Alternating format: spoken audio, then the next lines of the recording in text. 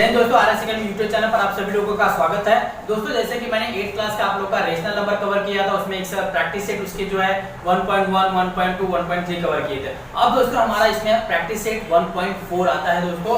तो practice set 1.4 में क्या है, उसके पहले हम लोग समझेंगे कि इरेशनल नंबर क्या है, क्योंकि जो प्रैक्टिस सेट 1.4 है बच्चों, वो इरेशनल नंबर के बेस पर है। हमने रेशनल नंबर कवर किया था, नेचुरल किया था, होल किया था, इंटीजर्स किया था, और बट हमने इरेशनल नंबर कवर नहीं किया था क्योंकि 1.4 में आने वाला था बच्चों। तो चलिए, इरेशनल नंबर क्या होता है, जो कोई भी बेसिकली नंबर बच्चों रूट में दिया रहता है उसको सब लोग बोलते हैं कि वो इरेशनल नंबर्स है।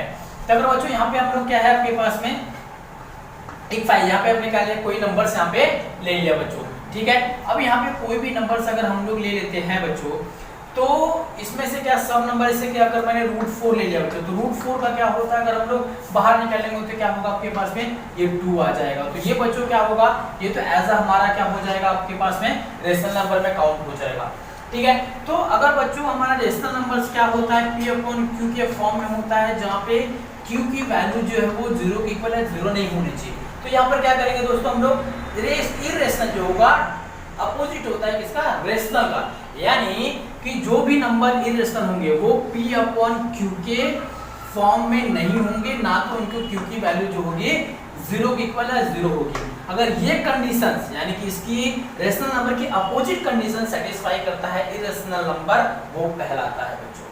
तो चलिए आगे हम लोग अपने एक्सरसाइज पर आते हैं। हमारे एक्सरसाइज नंबर 1.4 में बच्चों क्या दिया है, इसमें बच्चों दिया है हमारा √2 और √3 को नंबर लाइन पे शो करना है। तो दोस्तों नंबर लाइन पे शो करना है तो ठीक है, हमने 2 और 3 का तो समझा था कि नंबर लाइन पे कैसे शो करते हैं, बट यहाँ पे बच्चों रूट में दे दिया है, तो रूट का भी कैसे करेंगे, सेम प्रोसीजर है, लेकिन थोड़ा सा उसमें आपको दिमाग लगाने की जरूरत है। दिमाग मतलब क्या लगाने की, आप देख लोगे लेक्चर तो आपको वहाँ पे दिमाग लगाने की भी जरूरत नहीं पड़ेगी बच्चों, खाली आपको बस थोड़ा सा आपको फोकस देना है। यहाँ पे हमने क्या करते, जैसे पहले हम लोग क्या करते थे, 0 मिडिल पार्ट में लेते थे, हमने मिडिल पार्ट में 0 ले, राइट पार्ट में हम लोग क्या लेते थे, पॉजिटिव नंबर्स लेते थे, हमने यहाँ पे पॉजिटिव नंबर्स ले लिया दोस्तों। इसको 0 के लेफ्ट पार्ट में नेगेटिव होता हमने ले लिया। अब यहाँ पे आप देख लीजिए पहले वाले जैसा सेम है। अब यहाँ पे प्रोसीजर क्या बदलने वाला आपका, √2 को आपको शो करना है बच्चों। तो जो हमारा 1 रहेगा, यानी कि 0 से 1 तक के बीच में जो हमने डिस्टेंस लिया है, वहां से बच्चों हम लोग क्या करेंगे, 1 सेंटीमीटर का एक लाइन ड्रॉ कर देंगे। अब बच्चों ये हो गया हमारा 1 सेंटीमीटर का लाइन, वो भी परपेंडिकुलर होना चाहिए बच्चों।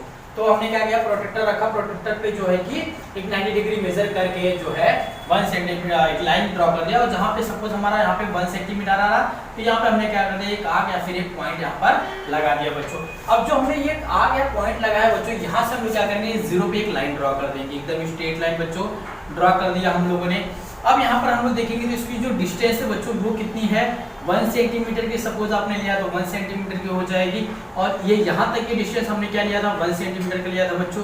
देन आपके पास ये जो डिस्टेंस है, इसका समझ हमने एक पॉइंट नाम दे दिया, ये आपके पास 0 है, इसका हमने पॉइंट नाम O दे देते हैं, इसका नेम जो है बच्चों A दे देते हैं, और इसका नेम जो आपके पास है B। तो हम लोग देखेंगे बच्चों ये क्या आपके पास एक ट्रायंगल फॉर्म हो जाता है बच्चों। अभी कौन सा ट्रायंगल फॉर्म होता है, राइट एंगल ट्रायंगल फॉर्म होता है। तो बच्चों जब कहीं पे भी राइट एंगल ट्रायंगल फॉर्म होता है, तो हम लोग को अगर उसकी थर्ड साइड निकालनी है, सपोज यहाँ पे आपके पास में एक साइड दी गई है, यहाँ पे भी एक साइड की वैल्यू दी गई, यहाँ पे जो आपके पास साइड AO है या फिर OA बोलो आप, उसकी वैल्यू आपको नहीं दी गई। तो चलिए दोस्तों इसकी वैल्यू हम लोग पहले निकाल लेते हैं, इसकी वैल्यू क्या आएगी। तो हम लोग को पास इसकी वैल्यू निकालेंगे, आपको पाइथागोरस का थ्योरम आना चाहिए दोस्तों। तो चलिए जिसको नहीं आता वो बच्चे भी ध्यान दे देंगे, इससे पाइथागोरस का थ्योरम आ जाएगा, by Pythagoras theorem, by Pythagoras.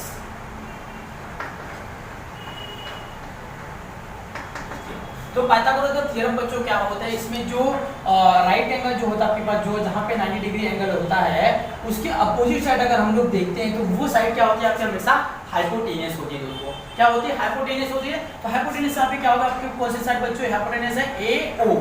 तो AO जो साइड हो गया बच्चों वो क्या हाइपोटेनियस, तो इसका स्क्वायर हम लोग को करना पड़ता है। देन उसके बाद रिमेनिंग 2 साइड कौन से बच्चों बच जाती है, OB बच जाती है और BA बच जाती है। तो इसका भी हम लोग को स्क्वायर करना पड़ता है, OB स्क्वायर प्लस देन इसके बाद क्या है BA, या फिर AB आप लिखो इसको, BA का स्क्वायर। अभी बच्चों होने के बाद AU की वैल्यू कितनी आपके पास कुछ भी नहीं दी गई, तो एज इट इज हम लोग उसको लिखेंगे बच्चों। OB की वैल्यू आपके पास कितनी दी गई है 1 सेंटीमीटर है, देन 1 का स्क्वायर करेंगे हम लोग, प्लस BA की वैल्यू कितनी दी गई बच्चों 1 सेंटीमीटर है, तो इसको भी हम लोग क्या करेंगे 1 का स्क्वायर करेंगे। 1 का स्क्वायर बच्चों क्या आता है 1 प्लस 1 का स्क्वायर क्या आता है 1, क्या होता है बच्चों दोनों 2। अब यहाँ पे AO स्क्वायर, यहाँ पे भी बच्चों क्या हो जाएगा आपके पास A स्क्वायर। अब बच्चों यहाँ पे AO जब लिखेंगे तो ये क्या होगा आपके पास, जो ये रूट है यानी स्क्वायर है आपके पास में वो उस साइड चला जाएगा, यानी कि जब उस साइड चला जाएगा बच्चों ये क्या होगा आपके पास में रूट में हो जाएगा। तो AO इक्वल टू वैल्यू क्या आ गया बच्चों आपके पास √2 आ गया, यानी कि यहाँ पे इसकी जो वैल्यू आई बच्चों क्या आ गया √2। अब बच्चों अब आपके पास राउंडर है, तो हम लोग राउंडर से क्या करेंगे, जो ये √2 आया है यानी कि ये जो वैल्यूज आपके पास है यहाँ पे हम लोग सपोज राउंडर रखेंगे और इसका जो टी है बच्चों यहाँ से क्या करेंगे हम लोग एक आर्क यानी यहाँ पे रख के एक हम लोग जो है आर्क बना देंगे बच्चों। एक आर्क जब यहाँ पर बनाएंगे तो समथिंग यहाँ पर कहीं आपके पास में आ रहा है, तो ये बच्चों क्या हो जाएगा आपके पास में ये √2 की वैल्यू हो जाएगी। आई थिंक बच्चों आपको √2 जो है समझ में आ गया। तो ये बच्चों हो गया हमारा नंबर लाइन पे हमने √2 को रिप्रेजेंट कर दिया। अब बच्चों आता है हमारा √3 को प्रेजेंट करना। तो बच्चों अब √3 को कैसे हम लोग रिप्रेजेंट करेंगे, और जहाँ पे जैसे हमने कि 1 पे परपेंडिकुलर लाइन लिया था, देन उसके बाद इसमें यहाँ पे 1 सेंटीमीटर डिस्टेंस लिया था, सेम बच्चों यही प्रोसीजर इसमें √3 के लिए। √3 के लिए दोस्तों क्या करना, √2 जहाँ पे आपको मिला रहेगा सर, तो वहाँ पे हम क्या करेंगे एक लाइन परपेंडिकुलर लाइन ड्रॉ कर देंगे दोस्तों। परपेंडिकुलर लाइन जब हमने यहाँ पे ड्रॉ कर दिया उसके बाद फिर आपको क्या करना रहता है 1 सेंटीमीटर डिस्टेंस पे लेके यहाँ पे आर्क करना रहता है। फिर दोस्तों आप लोग क्या करते थे, जस्ट ये लाइन से आपको क्या करते थे 0 में जाके मिला देते थे। तो हमने भी मिला दिया दोस्तों। आई थिंक आपका डाउट क्लियर हो रहा है बच्चों, इसमें कंफ्यूज मत होना, बहुत ही ध्यान से वीडियो को देखना। हमने क्या किया √2 से क्या किया परपेंडिकुलर लाइन एक ड्रॉ कर दिया, देन उसके बाद 1 सेंटीमीटर क्या किया हमने एक पॉइंट या फिर आर्क कर दिया, जहाँ से वो आर्क से लेके बच्चों हमने 0 को मैच कर दिया। ठीक है बच्चों, अब अगर हम लोग देखेंगे 0 से लेके ये जो आपके पास में √2 है बच्चों, उसके बीच में जो अगर डिस्टेंस की हम लोग बात करें तो हम लोग डिस्टेंस क्या लेने वाले बच्चों √2 लेने वाले इसका डिस्टेंस। और जो इसके ऊपर ये लाइन डिस्टेंस गई बच्चों, इसका हमने कितना लिया था 1 सेंटीमीटर लिया था। और ये जो वैल्यू इसका भी हम लोग नेम कर देते हैं बच्चों, यहाँ पे ऑलरेडी वो है, यहाँ पे हम लोग ले लेते हैं P, और इसका ये पॉइंट जो बच्चों इसका नेम ले लेते हैं हम लोग Q। अब बच्चों क्या होगा आपके पास जो OQ है, यानी कि OQ का जो डिस्टेंस है आपके पास में वो क्या है √2 है, देन QP यानी PQ का डिस्टेंस जो आपके पास में है वो बच्चों है 1 सेंटीमीटर। अब बचा आपके पास बच्चों PO यानी कि PO का जो डिस्टेंस है वो आपको पता नहीं है, तो पहले बच्चों हम लोग PO का डिस्टेंस फाइंड आउट करेंगे बाय पाइथागोरस थ्योरम। जैसे हमने √2 में अप्लाई किया था वैसे ही हम लोग √3 के लिए अप्लाई करने वाले हैं। तो बच्चों यहाँ पे भी क्या हम लोग देखेंगे, ये हमारा जो है इसकी वैल्यू जो है आपके पास में OQ की, OQ क्या हो जाता है आपके पास में ये बेस ऐसा हो जाता है, ये हाइट हो गया, और ये जो मैंने आपको बोला था जो 90 डिग्री होगा उसके अपोजिट वाली साइड अगर हम देखेंगे तो बच्चों क्या होती है वो हाइपोटेनियस होती है। ठीक है बच्चों, तो हाइपोटेनियस क्या होता है, पाइथागोरस थ्योरम क्या होता है, hypotenuse square equal to remaining 2 side, और दोनों साइड का आपको स्क्वायर करना पड़ता है। ठीक है दोस्तों, तो यहाँ पे इसकी अपोजिट साइड कौन सी बच्चों PO, यानी कि यहाँ पे क्या करेंगे हम लोग PO का square equal to remaining 2 side कौन सी है बच्चों, इसके पास OQ है, तो OQ का भी क्या होगा आपके पास में स्क्वायर होगा, देन प्लस उसके बाद सेकंड साइड कौन सी बच्चों PQ लिखो आप लोग, PQ का स्क्वायर। अब बच्चों PO की वैल्यू कितनी है, हमने ऑलरेडी वैल्यू यहाँ पे देखा, PO की वैल्यू बच्चों कुछ भी नहीं है, तो यहाँ पे भी P की वैल्यू हम लोग कुछ भी नहीं लिखेंगे। देन उसके बाद OQ की वैल्यू बच्चों कितनी है, हम लोगों ने ऑलरेडी लिखा है, OQ की वैल्यू है √2, ये बच्चों हो गया आपके पास में √2 स्क्वायर प्लस PQ की वैल्यू बच्चों कितने हमने 1 सेंटीमीटर कंसीडर किया था, तो 1 का स्क्वायर। अब बच्चों क्या होगा √2 का स्क्वायर जब हम लोग करते तो क्या आता है हमारे पास 2 आता है। कैसे 2 आता है बच्चों, अगर √2 का मल्टीप्लिकेशन हम लोग √2 यानी कोई भी नंबर आपके पास में रूट में है और वो नंबर्स सेम है दोनों में, तो एज अ रूट बच्चों क्या रूट कैंसिल होकर क्या बचता है आपके पास में वही जो सेम नंबर दिया था वो 1 टाइम बाहर आ जाता है। तो इसमें बच्चों आपको कंफ्यूज मत होना है, कोई भी रूट रहने दो, यहाँ पे 10 रहने दो, लेकिन यहाँ पे 10 होना चाहिए। अगर दोनों नंबर रूट में सेम है तो वो क्या होगा रूट साइड हट जाएगा, वो नंबर खाली 1 टाइम आपका बाहर आ जाएगा। ठीक है दोस्तों, यहाँ पे भी वही होगा, √2 का स्क्वायर है, नहीं √2 का मल्टीप्लिकेशन √2 में किया है तो क्या आएगा बच्चों 2 प्लस 1 1 जाओ यानी 1 का स्क्वायर बच्चों क्या होता है 1 होता है।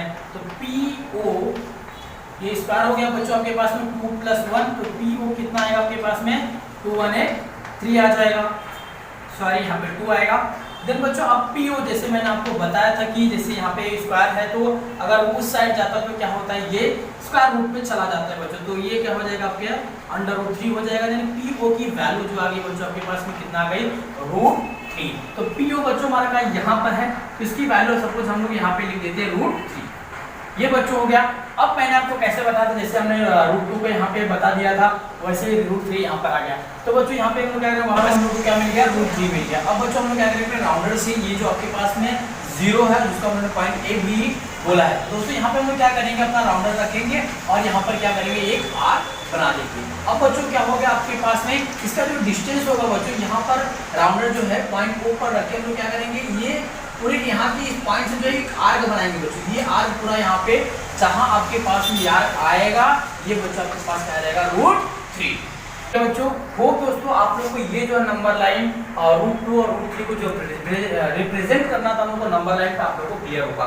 अभी नेक्स्ट सम हमारा है दोस्तों question number 2 and question number 3। तो जैसे दोस्तों हम लोगों ने ये √2 और √3 को रिप्रेजेंट किया था, वैसे क्वेश्चन नंबर 2 में √5 और √7 को हम लोग जो है रिप्रेजेंट करने वाले हैं। दोस्तों चाहिए तो आप एक ही नंबर लाइन में आप सबको रिप्रेजेंट कर सकते हो, चाहिए तो अलग अलग नंबर लाइन इसमें बना सकते हो। वो दोस्तों आप लोगों को सब क्लियर होगा। इफ किसी को भी डाउट होगा कि जो है कि कैसे √2 √3 √5 √7 को हम लोग नंबर लाइन पे रिप्रेजेंट करना है तो प्लीज कमेंट सेक्शन में हमें बताइए, हम लोग उसके लिए जो है न्यू वीडियो मैं वापस से उसके लिए बना दूंगा। जय हिंद जय भारत।